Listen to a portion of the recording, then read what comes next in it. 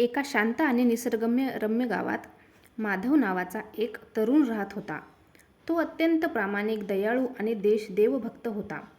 घरची परिस्थिती साधी होती. वडील वृद्ध झालेले होते आणि आई आजारी असायची. रोजच्या संसाराचा भार मात्र माधववर पडलेला होता. कितीही मेहनत केली तरी त्याच्या जीवनात सुख आणि समाधान काही येत नव्हते. एके दिवशी गावात संत आले. त्यांच्या चेहऱ्यावर तेज होते आणि डोळ्यात विलक्षण शांतता होती. गावातील अनेक लोक त्यांच्या दर्शनासाठी जाऊ लागले. माधवही नम्रपणे त्यांच्या दर्शनासाठी गेला.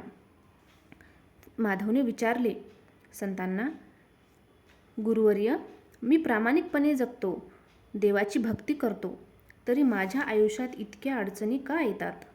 संत हसले आणि म्हणाले, बाळा, संकटे ही शिक्षा नसते, तर संकटे ही माणसाला अधिक मजबूत बनवण्यासाठी येत असतात. तू श्रद्धा, संयम आणि सेवा यांचा मार्ग कधी सोडू नकोस. माधवने त्या दिवसापासून गुरुच्या शब्दांना आपल्या जीवनाचा आधार बनवला. रोज पहाटे उठून देवाचे नामस्मरण करणे, आई वडिलांची सेवा करणे, प्रामाणिकपणे काम करणे आणि गरजूंना मदत करणे हा त्याच्या जीवनाचा नियम झाला. एकदा गावात मोठा दुष्काळ पडला. विहिरी आटल्या, शेती कोमेजली आणि गावातील सर्व लोक निराश आणि हताश झाले. लोकांनी देवावरची विश्वास गमावला. पण माधव म्हणाला, जोपर्यंत गुरुचा आशीर्वाद आहे आणि देवाची कृपा आहे तोपर्यंत आशा सोडायची नाही. तो दररोज गावातील म्हाताऱ्या माणसांना पाणी आणून देत असे. उपाशी लोकांना शक्य ती मदत करत असे.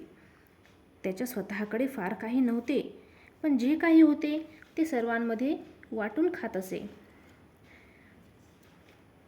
एके दिवशी तोच संत गावात परतला. त्याने पाहिले, संकटाच्या काळातही माधवने सेवा आणि श्रद्धा सोडलेली नाही. संतांनी त्याला आशीर्वाद दिला आणि म्हणाले, ज्यांच्या मनामध्ये स्वार्थ नसतो त्यांच्यावर गुरुची कृपा असते. काही दिवसातच आकाशात काळे ढग जमू लागले. मुसळधार पाऊस पडला. विहिरी तलाव भरू लागले. शेतामध्ये हिरवळ पसरली. गावकरी पुन्हा आनंदी झाले. लोकांना वाटले, हा फक्त पाऊसच आहे.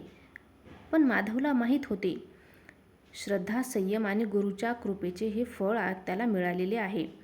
त्या दिवसापासून माधव अधिक नम्र झाला. तो कोणताही चमत्कार स्वतःचा मानत नव्हता.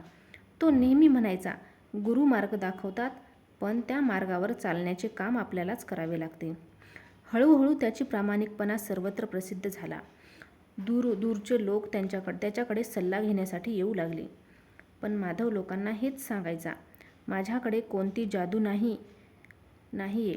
श्रद्धा ठेवा, सत्य बोला, आई वडिलांची सेवा करा, गरजूंना मदत करा आणि गुरुचे नामस्मरण करा. एकदा गावात 2 भाऊ राहायला आले. मोठा भाऊ लोभी होता आणि धाकटा भाऊ नम्र आणि प्रामाणिक होता. मोठ्या भावाला माधवचा मान सन्मान पाहून कपट वाटू लागले. त्याने लोकांमध्ये अफवा पसरवण्याचा प्रयत्न केला. माधवने मात्र त्याला काहीच उत्तर दिले नाही.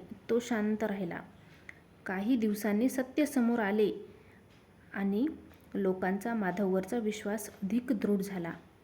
माधव म्हणाला, सत्याला वेळ लागतो, पण विजय मात्र सत्याचाच होतो. कालांतराने गावात मोठे मंदिर उभारले गेले. मंदिरात दररोज नामस्मरण, भजन, अन्नदान सुरू झाले. गावातील वातावरण अधिक पवित्र झाले. अनेक गरजू लोकांना मदत मिळू लागली. तेच संत पुन्हा गावामध्ये परतले. त्यांनी माधवला आशीर्वाद देत सांगितले, खरा शिष्य तोच जो स्वतःच्या सुखापेक्षा इतरांच्या कल्याणाचा विचार करतो. माधवने नम्रपणे उत्तर दिले, हे सर्व तुमच्या आशीर्वादानेच शक्य झाले.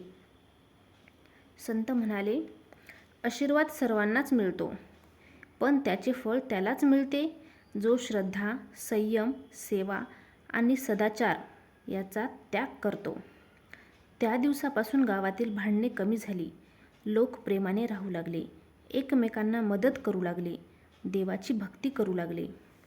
माधव आता खूप वृद्ध झाला होता, पण त्याने गुरुचे नामस्मरण करणे कधी सोडले नाही. त्याच्या चेहऱ्यावर नेहमी समाधान असायचे. गावातील मुले, त्यांच्याकडून चांगले संस्कार शिकू लागले. लोक म्हणू लागले, जिथे गुरुचा आदर तिथे सुख, शांती आणि समृद्धी नक्कीच येते. तर या कथेतून आपल्याला एकच अमूल्य संदेश मिळतो. जीवनात कितीही संकटे आली तरी श्रद्धा सोडू नये. गुरुचे मार्गदर्शन, आईची, वडिलांची सेवा, सत्य, प्रामाणिकपणा, नम्रता आणि परोपकार हीच खरी संपत्ती आहे. निस्वार्थ सेवेत दडलेली आहे. जो गुरुवर विश्वास ठेवून सदाचाराने जीवन जगतो त्याच्या जीवनात योग्य वेळी योग्य मार्ग नक्की मिळतो.